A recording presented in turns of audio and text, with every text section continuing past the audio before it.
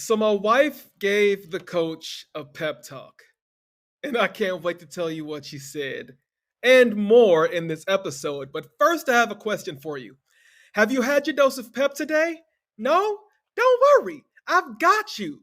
Now let's get into it.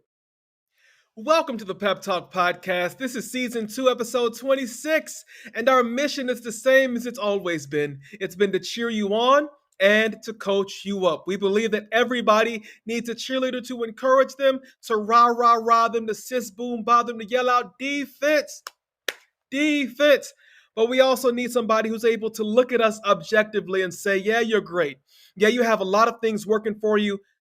But if we work on a few more things, a few more tweaks, then you will be even greater, and your impact and your influence will be even greater, and the quality of your life will improve so much, and your ability to reach people will improve so much. And so that's why we do this podcast every week, every Monday. I come to you. I've called this your one-on-one coaching session with Coach Jay. I am a life coach and a mindset development coach in DFW, and it is my privilege to be here with you. If you are a first-time listener to the podcast, welcome. It's an honor that you are choosing to spend some time with us to start your week. If you have been coming to us and hanging out week after week, thank you so much. I appreciate you. I just want you to know, from me to you, I appreciate you taking the time to invest in yourself, to invest in your impact, to invest in the person that you are and the person that you could be. And if y'all would do me a favor, if you are deriving any value from this podcast, if you would, if you're watching on YouTube, go ahead and hit that subscribe button, hit the notifications button so that you don't miss anything. Also in the comments, let us know who you are and where you are listening from. Do that for me real quick right now. Also, if you are on Apple, Spotify, wherever you catch your podcast, go and hit that subscribe button. But also leave a 5-star review. Leave a five-star review, and then let us know what you enjoy about the podcast. We love hearing from you. You can also reach us by emailing the peppodcast@gmail.com, and on IG at JB _ JB Speaks. And I want to hear from you. Please reach out. Let us know how you're processing the episodes, which episodes have been most impactful to you, and who are you sharing these episodes with? Because whether you're on YouTube or wherever you're watching this, however you're listening to this, there is a share function. And I need you to go ahead and hit that share button so that more people can be exposed to the mission that we're on, just to spread pep and positivity, to motivate, to inspire, and to encourage every person that we come into contact with. We want to leave situations and leave people better than we found them, if at all possible. I believe that is part of my mission from God. And so I am blessed and I'm favored to have this platform, and that you have chosen to listen to me on your Monday or whenever during the week you're listening to this episode. Thank you, thank you, thank you. Now, I know you're like, okay, Coach, I want to hear about this pep talk that your wife gave you. Okay, all right, so I'm going to tell you a story. And really, it starts about maybe 2 weeks ago now. So my wife is a chiropractor, and about 2 weeks ago, she got invited to a networking event that was hosted by one of her patients, who does work with the Texas Legends, our minor league, our NBA developmental league team in the area for the Dallas Mavericks. So he invites us to come to a mixer that's right around the corner from our house, and she was invited. I wasn't going to go. I was just going to let her go because she's the bright and shining star. And I just said, babe, you're going to go, you're going to knock them dead. They're going to love you. And then she was like, I need you to come with me. I'm like, what? What? Now, something about Coach J. All right, now y'all hear the energy in my voice. Y'all can see it on the screen, right? It just jumps off at you, right? I'm really kind of an introvert, probably more so an ambivert the older that I get. But I love being by myself and reading books and just pondering things. But I also love pouring into people. And so that's where the extrovert part of me comes out. But as far as networking and getting into rooms with people that I don't know, that is an area, that is an opportunity for improvement in my life. And so when she says, I want you to come to this networking event. I was like, okay, sure, babe, anything for you. So we go, and it's really a great time. I talked to a few people apart from her. People gave me, their business cards, and people were asking what I did. I said I'm a podcaster, I'm a life coach. I also work in education. They're like, where's your card? Guess who didn't have a card? Guess who didn't even have cards made? This guy. But we made it through that night. All right, it was fun. It really was fun. The food there was pretty good. The energy was great. The atmosphere was high. It was just vibes. It was vibes. And so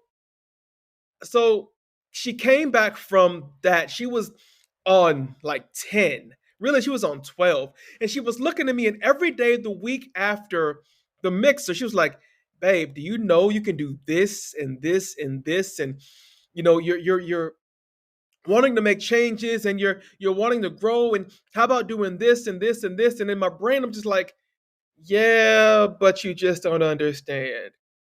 And so then last week, toward the end, probably about Wednesday of last week, we are winding down for the night. And man, listen, I come to y'all with passion, and y'all could tell how much I believe in you and how much I'm rooting for you. And I don't know what kind of faces you all are making when I am talking to you, but my wife, she just kind of hit me with the, so what's your plan?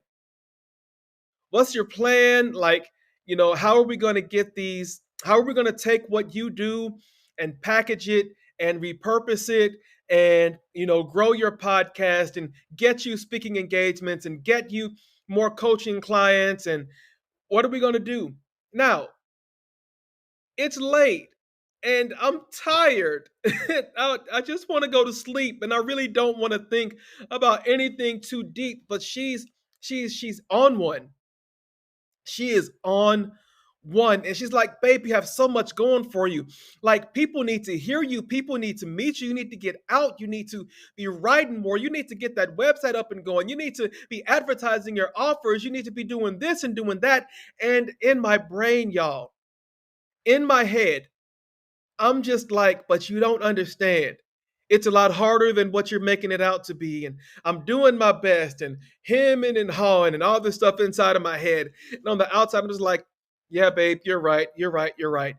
Um, and I didn't sleep well that night because I knew that she was right. But there was also another reason that I didn't sleep well.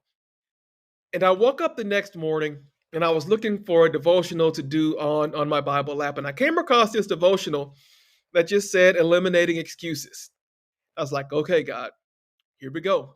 Here we go. Now, if you don't know anything about me, I need you to know that I'm going to be truthful to me about me. And y'all, I make excuses. I make excuses. I do. I really do make excuses. And while I have gotten better about that over the years, especially since I've started doing this podcast, and the discipline and the consistency in my own life as that has come to bear and it's producing other fruit, I used to be a master excuse maker. And I could probably dip into my bag and come up with some great excuses. I was not your basic the dog ate my homework excuse maker. I could come up with something magnificent. Y'all, I'm a writer, right? I can write descriptive fiction, so I could tell a story if I need to tell a story. But what I realized that morning is that there are still some excuses that I need to eliminate from my life if I'm going to optimize, if I'm going to self actualize, if I'm going to become the best version of me that I need to be in order to accomplish the goals that I have for my life. And so, as I'm thinking about this whole thing, I'm thinking, and y'all could tell me if I'm wrong, I'm probably not the only good excuse maker that I know. And you're probably not the only good excuse maker that you know. So there's probably a whole population of people out there who need to hear this message about eliminating excuses. And so that's what we're talking about today. We're going to chop it up. We're going to talk about the reasons why we make excuses, and then I'm going to give you some tips some strategies, if you will, to help you overcome this need to make excuses. So, first, here we go. Here we go. And when I say my wife, the chiropractor, gave the coach a pep talk out of this world, she sure did. She read my mail, she lit into me, and I took it. I took my medicine. I took my medicine. So let's talk about the reasons why people make fear. First, let's understand that making excuses is a natural human response. There's nothing unnatural about it. There's nothing abnormal about it. It's actually a pretty normal thing. Um, we care what others think about us, and we want to fit in. And in situations where we think that one of those two things may not happen, or both of those two things, we make excuses. And rather than face uncomfortable discussions and feelings, we make excuses and we avoid responsibility, and that's an issue. Um, and I also know that people who make excuses may feel happy in the moment because we, and I see, I notice I said we, are avoiding the pain in the moment. But what happens long term with that? The more we make excuses, the more we avoid the critical conversations, the more we avoid the critical decisions, those things that can shape our lives for decades and not just for days. When we avoid facing them in the moment and we make an excuse to delay the inevitable, it hurts us long term. It really does hurt us long term. And so we don't want to give ourselves decades of anxiousness, anxiety, depression, all of these things, if it's something that we can deal with in the next few days or over a few days. Okay? We want to eliminate the option of making excuses. We absolutely do. We want to eliminate the option of making excuses. And I'm going to say this too. And I think this is important to be said. My wife is able to speak truth to me because I allow it. A lot of us people just tell us what we want to hear. They never give us any criticisms. They never challenge us because we have not given people the permission to be trustworthy in our lives. We have not allowed people to speak to who we really are. We present to them, this facade. We present to them, this person that we think that they should get to know instead of the true us. But y'all, we cannot be blessed. We will never be blessed based on who we try to be. The only blessings that we can truly incur and receive in this life are based on who we are. And so if you're out there wearing a mask right now, if you're afraid to let people get to know you, you need to listen to this entire episode because I'm going to help you now. I'm going to help you now. But I just have to say, we need people in our lives who have permission to tell us the truth. And I don't know who's coming to your brain right now as you're listening to this, but if there are people in your life that don't have permission to tell you the truth, why are they even in your lives? And really, it's a you issue. It's not them, because they probably want to tell you that they know when you're making excuses. They know when you're avoiding responsibility. They know when you're doing all this other stuff except stepping into your best self. We need people in our lives who are going to challenge us. And when we make excuses, they're going to say, nope, that's an excuse. What else you got? I'm just being honest. I'm just being honest because Coach Jay loves you. And if you're listening to me, then maybe you've given me permission to speak truth to you as well, because you need people who have permission to tell you the truth. Now, moving on. So, why do people make excuses? It comes down to three reasons. Okay. The number one is fear. Number two is uncertainty. And the third one is a lack of purpose. So I want to talk about each of these three things. And I want you to try to see yourself in one or more of them, because I think that if you see yourself in them, it really drives home. What's happening with it. So the first one is fear.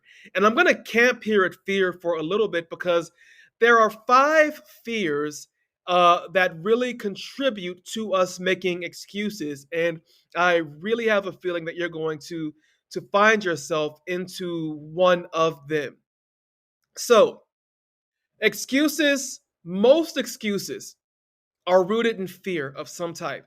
All right, so there's the fear of the unknown. So people are cautious in taking risks that might upset their current reality. They don't want to make changes to their current daily behaviors. It doesn't matter if those behaviors are in their best interest, right? So if you tell me that for breakfast I probably shouldn't have a McGriddle, but I should probably have egg whites.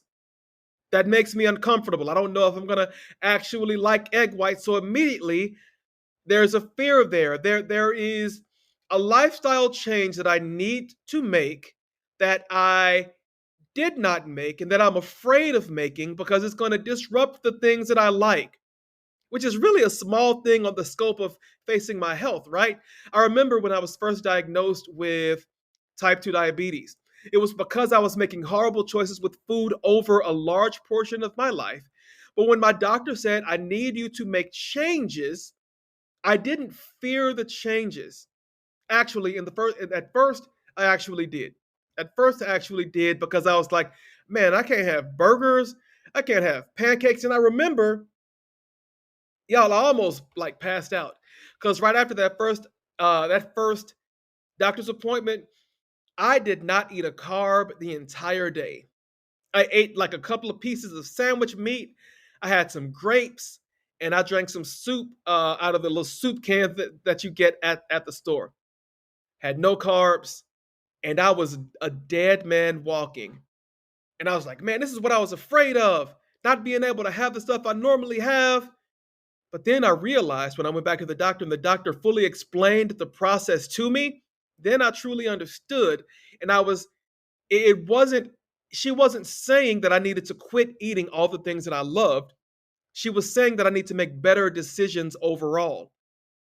And once I was able to rationalize between having, pancakes a lot or waffles a lot with lots of syrup, maybe instead of having that, maybe just having some eggs and a piece of sausage or something like that, that's going to fuel my body in the right way, but also make sure that I'm here for the long term.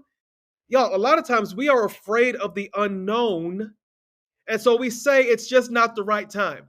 And so we stay in a situation that's bad for us. We stay in a health situation that's bad for us because we are afraid of what the new normal might look like. We think it's going to be bad.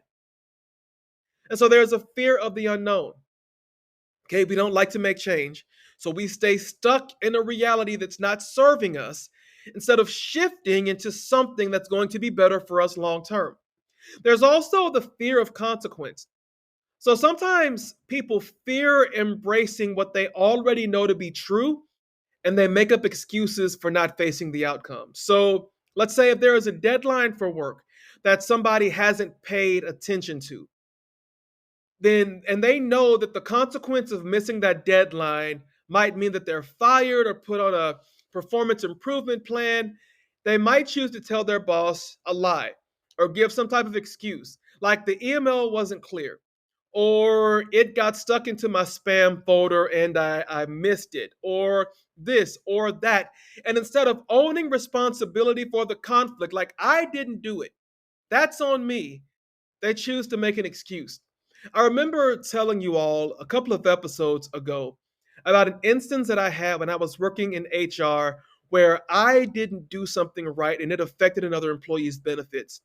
When my boss came to me and was like, I told you time after time to do this. Why didn't you do this? Why did you not do this? I had two options in that moment. I could have said, I didn't understand the system, I didn't understand the process, but no, I chose to be honest. I didn't do it because I did not make the proper time. I didn't manage my time well. And I didn't have it written down, so I wasn't organized. Like I told you, I'm going to be honest about me. I'm going to be honest about me and I'm going to be honest to me. And so I owned and accepted that consequence instead of rationalizing it away. See, look, one might dismiss exercise by saying, I'm tired. I worked all day and I don't have the energy to work out. Instead of saying, you know, instead of saying, if I don't work out now, then I'll never make the changes that I need to my health. So we're afraid of the consequence. So we don't own the responsibility of the consequence. We make an excuse. And excuses are a slippery slope. Like choices like that, to work out, can lead to the consequence of weight gain or the return of old unhealthy habits. And before you know it, you're skipping the gym and having a binge session of Doritos while watching your favorite TV show like Breaking Bad. But embracing the fear of consequence means becoming exponentially honest. You've got to be a truth teller to yourself because that helps you to cultivate self respect both personally and professionally. And honestly, in here, you know when you're telling the truth and when you're just messing around. Facts. All right, number three, fear of failure. I find this hits a lot of people, so this may hit you too. So, failure is one of the biggest reasons why people don't make healthy changes, whether it's professionally, whether it's personally. Um, Fear of not being successful at something is intertwined with not being able to take risks. You cannot take risks if you fear not being successful. If you fear failure, you will always be stuck. In Stephen Covey's book, Seven Habits of the Highly Effective People, he talks about how being proactive is one of the most important characteristics of successful and effective people. And he says that one quality alone, proactivity, is the building block to the other six habits of successful people. I read something in the Business Insider that said successful people react differently to failure than unsuccessful people. Successful people don't like to fail, but it's not the end all be all for them. It is a learning process. And most successful people will tell you that you cannot spell success without failure. You've got to try. And we've had episodes about this. You have to try, you have to take the risk. And here's what I want to tell you about failure. I'm not saying don't feel the fear. What I'm saying is don't let it stop you. Don't let it stop you. And then when it happens, learn from it. Jot a note down in a notebook, make yourself an audio note, because I'm willing to bet that the one thing standing between you and your big idea, the one thing standing between you and a different tax bracket, the one thing standing between you and the life of your dreams is that you feel the fear and you take the fear, you interpret the fear to mean that you shouldn't do it. When really, the fear is just an acknowledgement that you're about to do something risky. And from there, your cognitive process has to kick in and say, okay, I've received the notification. I've seen the road signs, slippery slope ahead. Okay, I'm a little bit afraid. I'm a lot afraid, but I'm going to do it anyway. And quit making excuses why not. I haven't written the book because I can't get focused enough to write the book. I haven't, written down the coaching plan because I'm afraid that nobody's going to take it. But I don't know if Michael Jordan was the only one who said this, but it's attributed to him when he said, you miss 100% of the shots that you don't take. At some point, you've got to take the shot. At some point, you have to develop the program, you have to get the patent, you have to produce the product, you have to debut the service. At some point, you have to do it. And even though you feel the fear, you have to get to a point where you're going to do it anyway. As a life coach, I know because I see it in myself. The fear of failure is the primary reason that people create excuses. Feel the fear, but do it anyway. Number 4, we have a fear of what others think of us. No matter how much people say they don't care, they do care. It applies to teenagers, it applies to adults, and as much as we want to say, I've outgrown that, have you? Have you really?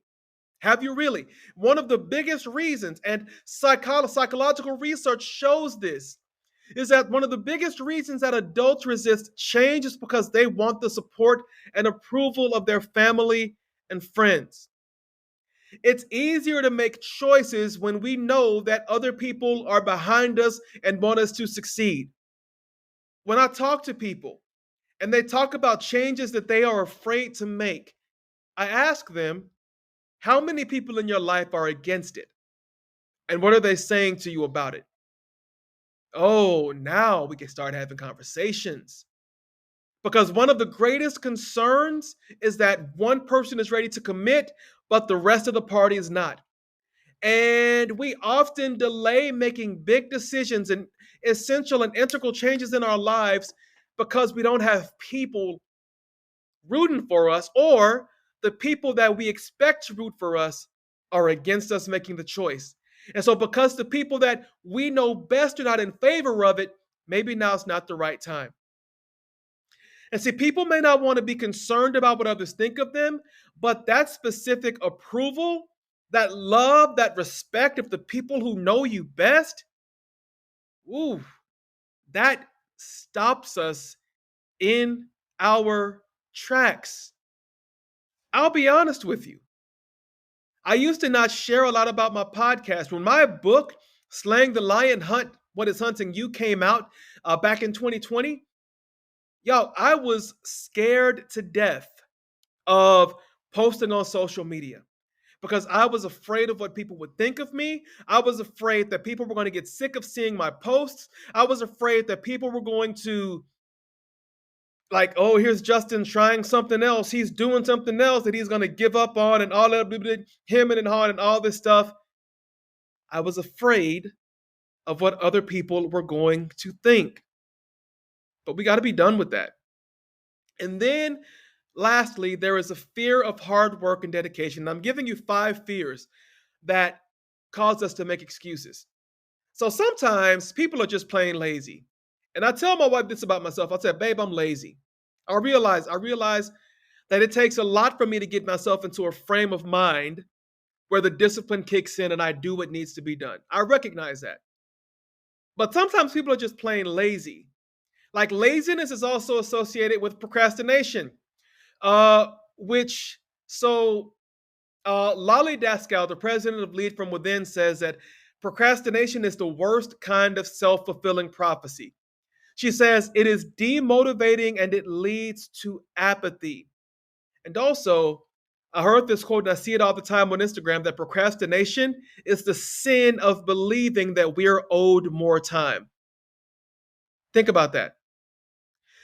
Being apathetic or afraid of setting goals is one of the hardest fears to overcome.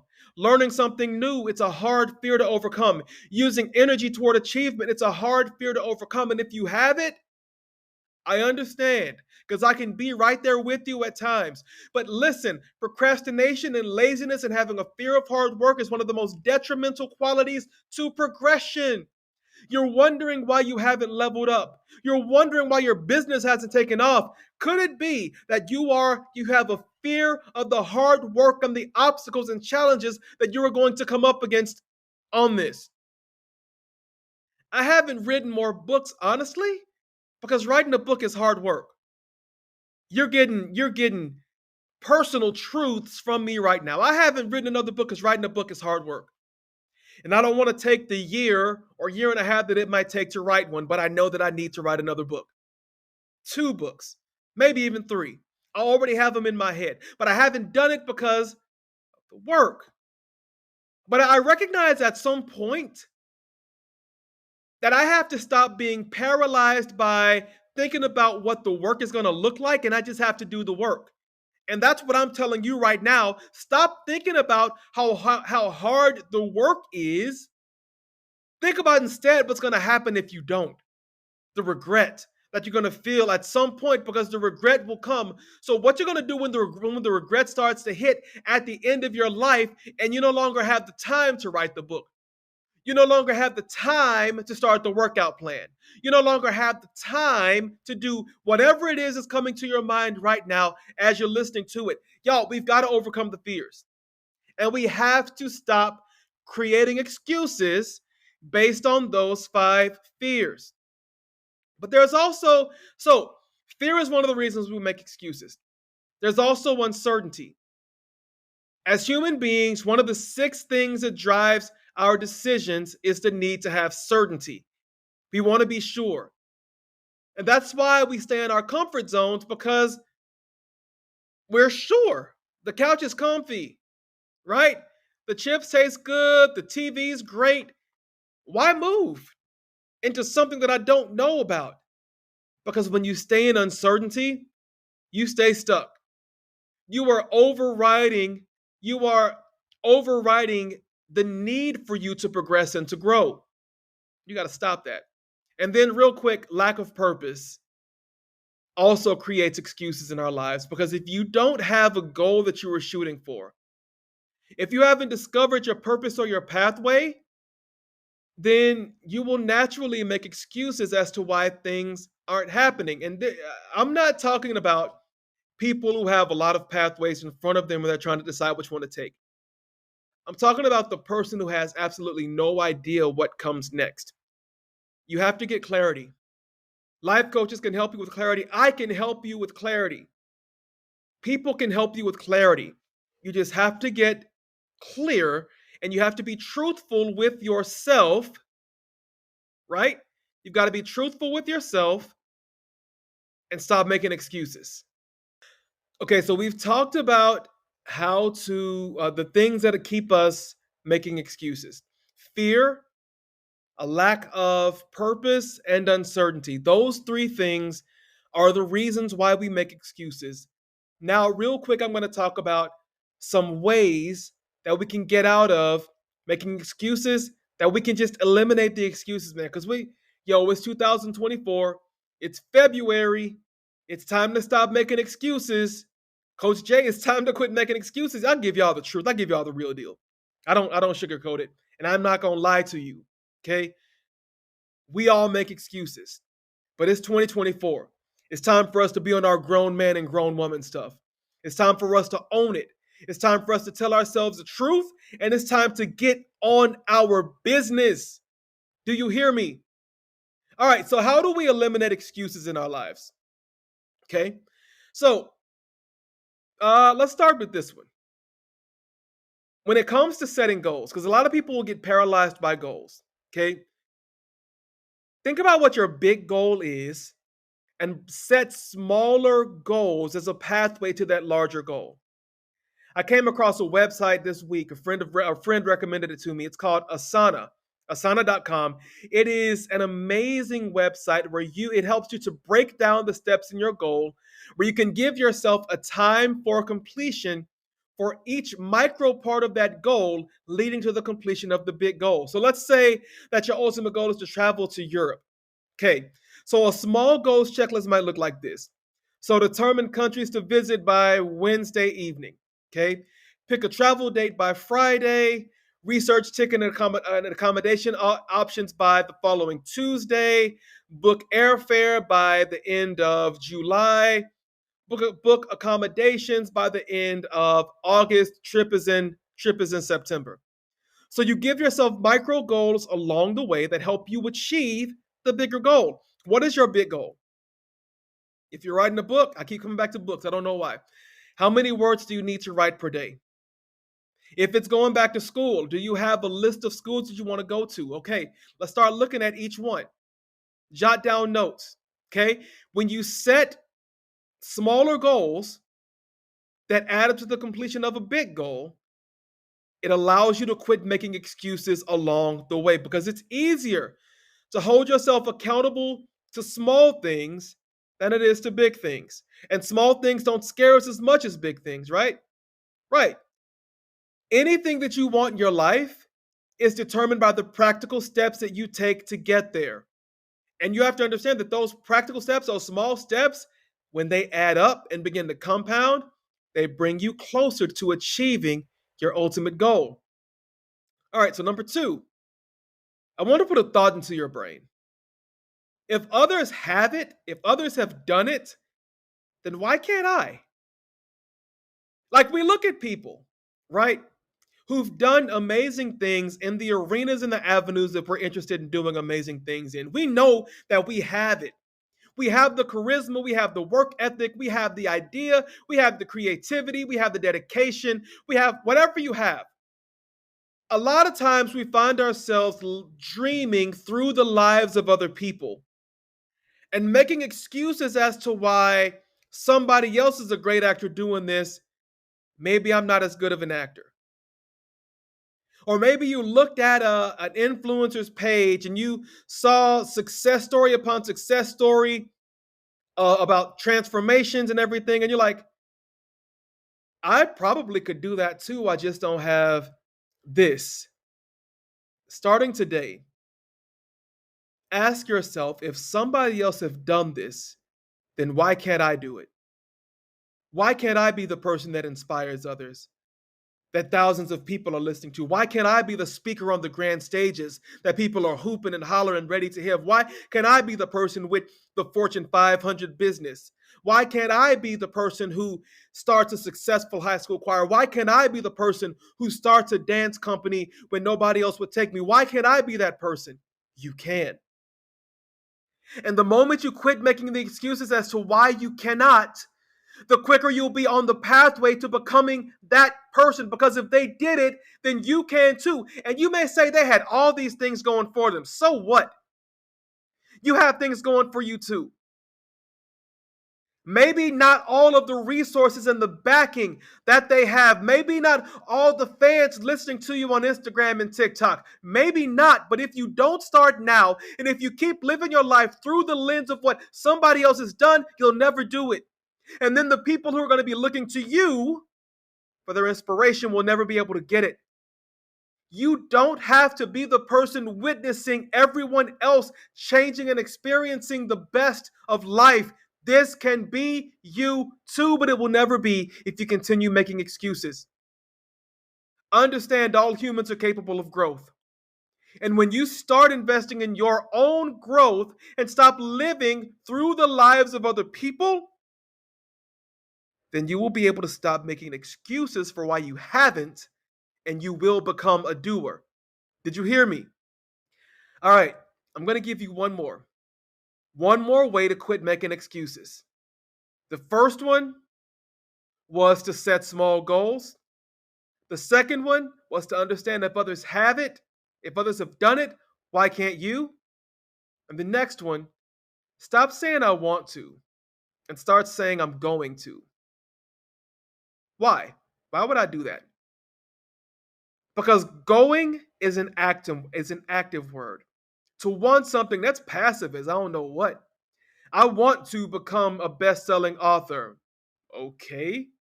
You can want it all you want. But unless you're in the process of writing, homie, it's never going to happen. Instead, say I'm going to. I'm going to become, because going represents vision. It sets direction. It sets a desire for next steps and a final outcome. Going is the move. Going is the vibe. Instead of saying, I want to move to a new city, say, I'm going. Instead of saying, I want to get a new job, I'm going to get a new job. Wanting is a dream. It's a concept. It's nebulous. It's not tangible. Going, oh yeah.